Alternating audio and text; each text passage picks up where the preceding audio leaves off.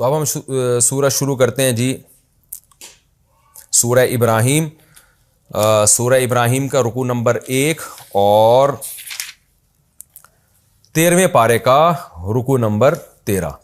تو حسب معمول اس رکوع کا مختصر لفظی ترجمہ ہوگا، پھر اگر وقت بچا تو انشاءاللہ ہم اس کی تفسیر بھی شروع کریں گے. اعوذ باللہ من الشیطان الرجیم، بسم اللہ الرحمن الرحیم. الف لام را کتاب انزلنا، یہ ایک کتاب ہے جس کو ہم نے نازل کیا الیک آپ کی طرف، لتخرج الناس تاکہ اے نبی آپ لوگوں کو نکال دیں، من الظلمات الی النور اندھیروں سے روشنی کی طرف، باذن ربہم ان کے رب کے حکم سے. ان کے رب کے حکم سے آپ ان کو اندھیروں سے روشنی کی طرف نکالیں. اور وہ اندھیروں سے روشنی کی طرف نکلنا کیا ہے؟ الی صراط العزیز، اس زبردست غالب بادشاہ کا راستہ، الحمید جو قابل تعریف ہے، اس راستے کی طرف آپ ان کو نکالیں. اللہ الذی، وہ اللہ ہے، الذی وہ ذات ہے، لہ ما فی السماوات و ما فی الارض جو کچھ آسمانوں میں اور جو کچھ زمین میں ہے اسی کا ہے. وویل للذین کفروا، اور تباہی بربادی ہے، وویل للکافرین تباہی بربادی ہے کافروں کے لیے. کس چیز سے تباہی ہے؟ من عذاب شدید، شدید عذاب سے، یعنی شدید عذاب ہوگا، اس کی تباہی ہے ان کے لیے. یہ کافر وہ لوگ ہیں الذین یستحبون الحیات الدنیا، استحباب کا معنی اچھا سمجھنا، حب سے نکلا ہے نا، استحباب استخراج کی طرح. تو یستحبون یہ لوگ محبت کرتے ہیں، اچھا سمجھتے ہیں، الحیات الدنیا دنیاوی زندگی کو، علی الآخرہ آخرت پر، یعنی دنیا کو آخرت پر ترجیح دیتے ہیں یہ لوگ. وَيَصُدُّونَ عَن سَبِيلِ اللَّهِ، صد یصدو روکنا، اور یہ روکتے ہیں اللہ کے راستے سے. وَيَبْغُونَهَا اور تلاش کرتے ہیں، بغا یبغی کئی بار آ رہا ہے نا تلاش کرنا. وَيَبْغُونَهَا اور تلاش کرتے ہیں، ہاں اللہ کے راستے میں، عوجا کجی، یعنی ہر وقت اس میں کوئی کجی تلاش کرتے ہیں، ٹیڑھا پن تلاش کرتے ہیں. یہاں مراد ہے اعتراض، ہر وقت اس میں نیگیٹیوٹی پھیلانے کی کوشش کرتے ہیں اور بیہودہ اعتراض تلاش کر کر کے اس لوگوں کو اللہ کے راستے سے روکنے کی کوشش کرتے ہیں. اولئک فی ضلال بعید، یہ لوگ ہیں ایسی گمراہی میں جو بہت دور کی ہے. کیا مطلب؟ بعید عن الحق، ایسی گمراہی جو حق سے بہت دور کی ہے. وما ارسلنا من رسول اور نہیں بھیجا ہم نے کوئی پیغمبر الا بلسان قومہ مگر اس کی قوم کی زبان کے ساتھ، جو قوم کی زبان تھی اسی زبان کے ساتھ اللہ نے پیغمبر کو بھیجا ہے. لیبین لہم تاکہ وہ پیغمبر کھول کھول کے بیان کر دیں اس قوم والوں کے لیے. فیضل اللہ من یشاء پھر اس کے بعد اللہ چاہتا ہے گمراہ کر دیتا ہے جس کو چاہے. وَيَهْدِي مَن يَشَاءُ اور جس کو چاہتا ہے ہدایت دے دیتا ہے. وَهُوَ الْعَزِيزُ وہ زبردست غالب ہے، الحکیم حکمت والا ہے. وَلَقَدْ أَرْسَلْنَا مُوسَىٰ بِآيَاتِنَا البتہ تحقیق ہم نے بھیجا موسیٰ کو اپنی نشانیوں کے ساتھ. کیا کہہ کے بھیجا؟ ان اخرج قومک کہ اے موسیٰ نکال اپنی قوم کو، من الظلمات الی النور اندھیروں سے روشنی کی طرف. وذکرہم اور یاد دلا ان کو، ذکر یذکر تذکیرن یاد دلانا، اور یاد دلا ان کو بایام اللہ اللہ کے ایام. اللہ کے ایام کا مطلب اللہ نے جو پچھلی قوموں کے ساتھ معاملات کیے ہیں ان واقعات کو ایام اللہ کہا جاتا ہے. تو پچھلے واقعات سے ان کو یاد دلا کہ قوم عاد کے ساتھ کیا ہوا، قوم سمود کے ساتھ کیا ہوا. ان فی ذلک لآیات بے شک اس بات میں بڑی بڑی نشانیاں ہیں، لکل صبار شکور ہر اس شخص کے لیے جو خوب صبر کرتا ہے اور خوب شکر ادا کرتا ہے. وَإِذْ قَالَ مُوسَىٰ لِقَوْمِهِ اس وقت کو بھی یاد کرو جب موسیٰ نے اپنی قوم سے کہا، اذکروا نعمت اللہ علیکم یاد کرو اللہ کی نعمت جو تمہارے اوپر ہے. اذ انجاکم من آل فرعون جب اللہ نے تمہیں نجات دی فرعونیوں سے، فرعون والوں سے. یسومونکم سام یسومو کا معنی چکھانا، یسومونا وہ چکھاتا تھا، کم تم کو، سوء العذاب برا عذاب. وَيُذَبِّحُونَ أَبْنَاءَكُمْ اور ذبح کر ڈالتا تھا تمہارے بیٹوں کو. وَيَسْتَحْيُونَ نِسَاءَكُمْ اور زندہ چھوڑتا تھا تمہاری عورتوں کو. استحیاء کا معنی حیات طلب کرنا، یعنی زندگی طلب کرنا، زندگی چاہتا تھا تمہاری عورتوں کی تاکہ ان کو غلام بنائے. وَفِي ذَلِكُمْ اور اس بات میں بلاءٌ بہت بڑی آزمائش تھی. ان بڑی آزمائش کا ترجمہ میں تنوین سے کر رہا ہوں، بہت بڑی آزمائش تھی. من ربکم تمہارے رب کی طرف سے عظیم بہت بڑی، یعنی آزمائش تھی تمہارے، تنوین میں بھی بڑی کا معنی ہے اور عظیم میں بھی، تو اور اس بات میں تمہارے رب کی طرف سے بہت ہی بڑی آزمائش تھی۔ یہ جی اس رکوع کا ہو گیا لفظی ترجمہ۔ بسم اللہ الرحمن الرحیم، سورہ ابراہیم کا رکوع نمبر 1 اور 13ویں پارے کا رکوع نمبر 13، اس کا مختصر لفظی ترجمہ ہو چکا تھا۔ میں انشاءاللہ اس کی تفسیر شروع کرتا ہوں، بہت ہی مختصر تفسیر ہے۔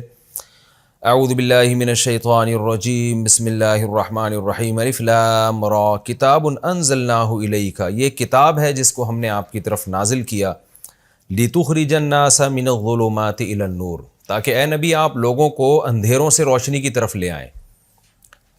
قرآن اسلام کے علاوہ جتنے بھی راستے ہیں نا ان کو اندھیروں سے تعبیر کرتا ہے، اندھیرے سے بھی کیا اور اندھیروں سے بھی۔ اندھیرا کا مطلب ہے جنس کے لحاظ سے تو سب اندھیرے ہیں، اور اندھیروں کا مطلب بہت ساری قسمیں ہیں گمراہیوں کی، لیکن وہ ساری قسمیں مختلف قسم کے اندھیرے ہیں۔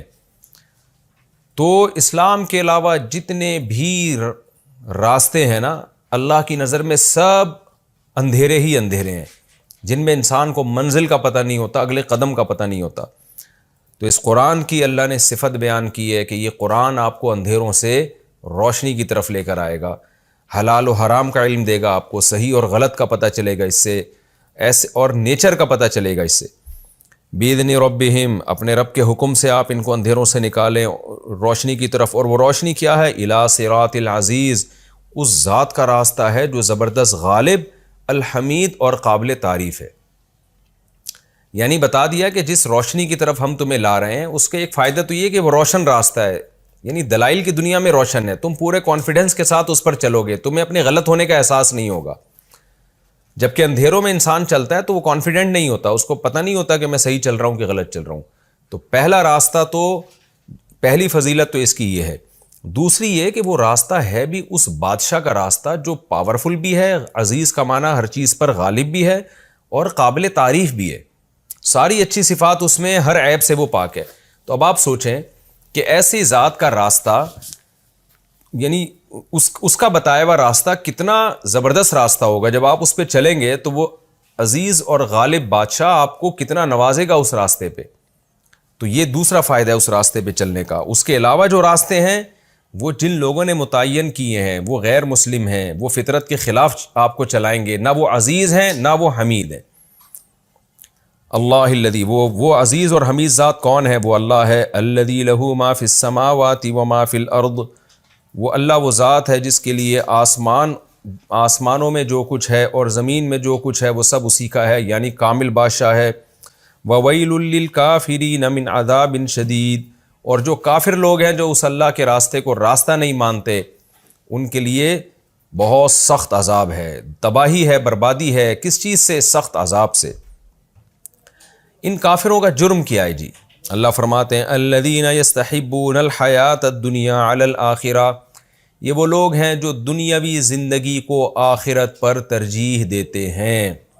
آپ کو جتنے بھی دنیا میں غیر مسلم نظر آئیں گے، تمام غیر مسلموں میں چاہے ان کا کسی بھی مذہب سے تعلق ہو، یہ جرم سب میں کامن نظر آئے گا کہ ایک دنیا تو فنا ہونے والی ہے، جس کے ہم دیکھ رہے ہیں کہ 60-70 سال سے زیادہ زندگی نہیں ہوتی، اور جب انسان سوچنا شروع کرتا ہے تو آدھی زندگی تو ویسے ہی گزر چکی ہوتی ہے، تو اس زندگی کو مسافر خانہ نہیں سمجھتے، اس کو سب کچھ بنا کے رکھ لیا ہے، اسی ترقی کو ترقی سمجھ بیٹھے ہیں۔ تو کتنا بڑا جرم ہے۔ فرمایا الذین یستحبون الحیات الدنیا علی الآخرہ، ان کا جرم یہ تھا کہ یہ دنیاوی زندگی کو آخرت پر ترجیح دیتے ہیں۔ وَيَصُدُّونَ عَن سَبِيلِ اللَّهِ، اور پھر اللہ کے راستے سے لوگوں کو روکتے بھی ہیں۔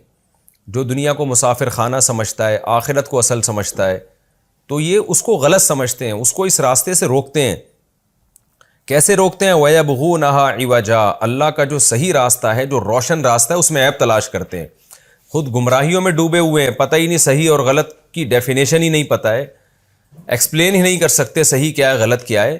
آج تک آپ جتنے بھی لبرل لوگ ہیں نا، ان سے پوچھیں کہ صحیح کی ڈیفینیشن کیا ہے، غلط کی ڈیفینیشن کیا ہے، قیامت آ جائے گی یہ ڈیفائن نہیں کر سکتے۔ جب صحیح اور غلط کو ایکسپلین ہی نہیں کر سکتے تو پھر چلیں گے کیسے اس پر؟ تبھی تو آپ دیکھیں نا کیسے الٹے الٹے قوانین بن رہے ہیں ان ملکوں میں۔ تو اللہ فرماتے ہیں جبکہ جو سیدھا راستہ ہے اس میں عیب تلاش کرتے ہیں، جیسے نبی صلی اللہ علیہ وسلم پر کے بارے میں آج غیر مسلم اعتراض کرتے ہیں کہ کم عمر سے نکاح کیوں کیا، اور اور جو جہاد کے بارے میں، اور حالانکہ وہ اعتراض بنتے نہیں ہیں، لیکن تلاش کر کر کے نا اپنا اتنا بڑا عیب کہ صحیح اور غلط کا راستہ، شراب کو حلال کر دیا، زنا کو حلال کر دیا، والدین کو اولڈ ہاؤس میں جمع کرانے کو حلال کر دیا، خود اتنی بڑی بڑی مسٹیک کر کے بیٹھے ہوئے ہیں، لیکن اسلام کا جو سچا راستہ ہے اس میں عیب تلاش کرتے ہیں۔ اولئک فی ضلال بعید، اللہ فرماتے ہیں یہ لوگ بہت دور کی گمراہی میں پڑے ہوئے ہیں، یعنی حق سے بہت دور ہیں یہ لوگ۔ وما ارسلنا من رسول الا بلسان قومه ليبين لهم، رہا مسئلہ یہ کہ محمد صلی اللہ علیہ وسلم فرشتہ بن کے نازل کیوں نہیں ہوئے، بشر بن کے کیوں نازل ہوئے؟ ہم کیسے ایک پیغمبر پر ایمان لے آئیں جو عربی بول رہا ہے؟ آج بھی بہت سے غیر مسلم یہ اعتراض کرتے ہیں کہ قرآن عربی میں کیوں آیا؟ بھائی یہ کیا بات ہے؟ تو سوال یہ ہے کہ بھئی کسی بھی زبان میں آتا تو پھر آپ یہ اعتراض کرتے کہ اس زبان میں کیوں آیا؟ تو کوئی نہ کوئی زبان تو اللہ نے دینی تھی نا۔ تو اللہ اولین مخاطب پیغمبر کی جو قوم ہوتی ہے اس قوم کی زبان دے کے بھیجتے ہیں، تاکہ جو پہلی دفعہ جن سے خطاب ہو رہا ہے وہ تو سمجھے نا بات کو پورے طریقے سے، پھر ان کے ذریعے سے پوری دنیا سمجھے گی۔ تو اس لیے اللہ نے فرمایا وما ارسلنا من رسول، ہم نے کوئی پیغمبر نہیں بھیجا الا بلسان قومہ، مگر اس قوم کی زبان دے کر، لیبین لہم، تاکہ وہ اپنی بات کو صحیح طرح سے ایکسپلین کر دیں۔ فیضل اللہ من یشاء، اللہ کی طرف سے یہ حجت تمام ہو جاتی ہے۔ قوم یہ نہیں کہہ سکتی کہ ہمیں پیغمبر کی زبان ہی سمجھ میں نہیں آ رہی، پھر اس کے بعد اللہ جس کو چاہتے ہیں گمراہ کر دیتے ہیں، اور جس کو چاہتے ہیں یہدی من یشاء، ہدایت دے دیتے ہیں۔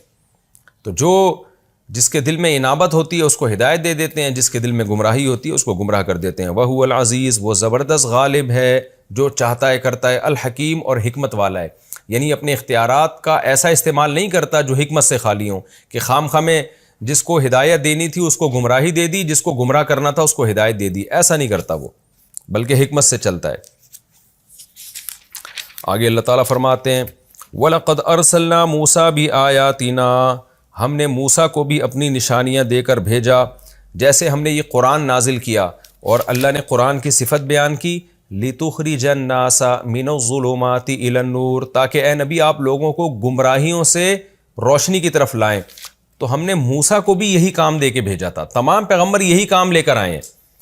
ہم نے موسیٰ کو بھی اپنی نشانیاں دے کے بھیجا، اور ان سے کیا کہا کہ آپ اپنی قوم کو اندھیروں سے روشنی کی طرف نکالیں۔ وَذَكِّرْهُمْ بِأَيَّامِ اللَّهِ، اب اندھیروں سے روشنی کی طرف لانے کے لیے ان کو اللہ کے ایام کی خبر دیں آپ، یعنی پچھلی امتوں کے ساتھ کیا واقعات ہوئے وہ واقعات بھی ان کو سنائیں، تاکہ یہ گمراہی کے اندھیروں سے ہدایت کی روشنی کی طرف آئیں۔ ان فی ذلک لآیات لکل صبار شکور، بے شک اس میں بڑی بڑی نشانیاں ہیں ہر اس شخص کے لیے جو صبر کرتا ہے اور شکر کرتا ہے۔ کس میں نشانیاں ہیں؟ موسیٰ علیہ السلام کے واقعات میں، اور پیغمبروں کے واقعات میں، اور قرآن میں، ان سب باتوں میں نشانیاں ہیں صبر کرنے والوں کے لیے۔ کیا مطلب صبر کرنے والوں کے لیے؟ دیکھیں جو جلد باز ہوتے ہیں نا وہ تو اپنی خواہشات کے غلام ہوتے ہیں، بس میری یہ خواہش پوری ہو جائے، یہ خواہش پوری ہو جائے، ان کو غور و فکر کا موقع ہی نہیں ملتا۔ لیکن جو صبر کرنے والے لوگ ہیں وہ کہتے ہیں بھائی رک جاؤ ذرا، ٹھہرو، اپنی برائی کے قریب مت جاؤ، پہلے غور و فکر کرو۔ تو وہ جب غور و فکر کرتے ہیں تو ان کو نشانیاں نظر آتی ہیں، ان کو سیدھا راستہ نظر آتا ہے۔ تو یہ صبر کرنے والوں کے لیے اور شکر کرنے والوں کے لیے۔ کیا مطلب؟ اللہ کی نعمتیں استعمال کر رہے ہیں تو وہ پھر غور بھی کرتے ہیں ان نعمتوں میں، پھر وہ اللہ کی کتابوں میں بھی غور کرتے ہیں، کیونکہ ان میں شکر کا جذبہ ہے کہ ہم دیکھیں تو صحیح یہ نعمتیں ہمیں کھلا کون رہا ہے، تو اس کا بھی تو کوئی حکم ہوگا نا۔ تو جو بے صبرے ہوتے ہیں، ناشکرے ہوتے ہیں، وہ بس کھانے پینے کو اور اپنی خواہشات ہی کو فوکس کرتے ہیں، ان کو اللہ کی کتابوں میں نشانیاں نظر نہیں آتی۔ وَإِذْ قَالَ مُوسَىٰ لِقَوْمِهِ، اب چونکہ اللہ نے شکر کا تذکرہ کیا نا، تو اللہ ہمیں بھی ترغیب دے رہے ہیں کہ شکر ادا کرنا سیکھو، کیونکہ شکر سے نعمتیں بڑھتی ہیں۔ تو موسیٰ علیہ السلام کا بھی اللہ نے تذکرہ کیا کہ موسیٰ نے بھی اپنی قوم کو یہی سمجھایا تھا۔ وَإِذْ قَالَ مُوسَىٰ لِقَوْمِهِ، اس وقت کو یاد کرو جب موسیٰ نے اپنی قوم سے کہا اذکروا نعمت اللہ علیکم، اللہ کی اس نعمت کو یاد کرو جو اللہ نے تم پر کی ہے۔ وہ نعمت کیا تھی؟ اذ انجاکم من آل فرعون، جب تمہیں آل فرعون سے اللہ نے نجات دی۔ یسومونکم سوء العذاب، وہ تمہیں سخت عذاب چکھایا کرتا تھا۔ ویذبحون ابناءکم، تمہارے بیٹوں کو ذبح کر دیا کرتا تھا۔ ویستحیون نساءکم، تمہاری عورتوں کو زندہ رکھتا تھا۔ یا تو دونوں کو قتل کر دیتا نا، عورت کو زندہ رکھنا تاکہ اس سے پھر کسی قوم کی عورتوں کو کوئی ظالم لوگ غلام بنائیں، لونڈیاں بنائیں اور ان کو اپنے خواہشات میں استعمال کریں، تو اس قوم کے لیے یہ بڑی ذلت ہوتی ہے۔ تو اس قوم کی خواہش ہوتی ہے اگر ہمیں قتل کیا جا رہا ہے تو پھر ہماری عورتوں کو لونڈیاں نہ بنایا جائے۔ تو لیکن یہ بڑی ذلت کی بات ہوتی ہے کہ مردوں کو قتل کر دیں اور ان کی عورتوں پہ قبضہ کر لیں۔ تو اللہ فرماتے ہیں یہ بڑی ذلت تھی۔ وفی ذالکم بلاء من ربکم عظیم، تمہارے رب کی طرف سے یہ بہت بڑی آزمائش تھی تمہارے اوپر۔ تو ہر آزمائش کی نسبت چونکہ اللہ کی طرف کی جاتی ہے، اگرچہ کام یہ فرعون کر رہا تھا لیکن اللہ نے بھی تو ہونے دیا نا۔ یہ اللہ چاہتے فرعون کا زبردستی روک دیتے اسی وقت، اس لیے نسبت اللہ کی طرف کہ کام تو فرعون نے کیا مگر یہ آزمائش اللہ کی طرف سے بنی اسرائیل کے لیے آزمائش بن گئی۔ یہ عذاب اللہ کی طرف سے بنی اسرائیل کے لیے آزمائش بن گیا۔ تو موسیٰ علیہ السلام نے کیا فرمایا کہ اللہ نے تمہیں اس آزمائش سے بچایا تو تم اس کا شکر ادا کرو۔ تو شکر ادا کریں گے تو پھر اللہ کی نعمتوں میں غور کا موقع ملے گا اور اللہ کی کتابوں میں غور کا موقع ملے گا۔ مختصر رکوع تھا یہ، ہمارا رکوع کمپلیٹ ہو گیا اور اس میں چند علمی نکات بھی میں آپ کے سامنے پیش کر دیتا ہوں۔ پہلی بات تو یہ کہ اللہ نے سورت کو شروع کیا کہ ظلمات سے نور کی طرف قرآن آپ کو نکالے گا۔ حقیقت یہی ہے کہ آپ اگر قرآن چھوڑ دیتے ہیں، خدا کی قسم آپ کے پاس سیدھا راستہ متعین کرنے کے لیے کوئی لا نہیں ہے، کوئی قانون نہیں ہے، کوئی قوم نہیں ہے جس کے پاس سیدھا راستہ ہو جو آپ کو بتائے صحیح کیا ہے غلط کیا ہے۔ تو انسان بھٹکتا رہے گا۔ تو یہ کتنی بڑی حقیقت قرآن نے بیان کی۔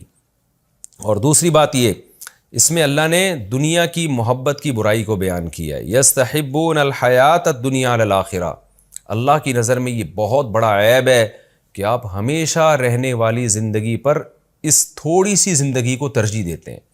آج ہمارے جو نام نہاد لبرل لوگ ہیں نا، ان کی نظر میں جنت جہنم کی کوئی ویلیو نہیں ہے۔ وہ اسی ترقی کو حرف آخر سمجھتے ہیں، دنیا کی ترقی کو۔ تبھی ان کی نظر میں غریب ہونا ایک بہت بڑی گالی ہے، ایک بہت بڑا عیب ہے۔ تو جبکہ اسلام میں غریب ہونا کوئی عیب نہیں ہے، ہاں اپنی سستی اور حماقتوں کی وجہ سے کوئی ہو تو ایک الگ بات ہے، ورنہ اللہ کی طرف سے غربت بھی کوئی عیب نہیں ہے، بیماریاں بھی کوئی عیب نہیں ہے۔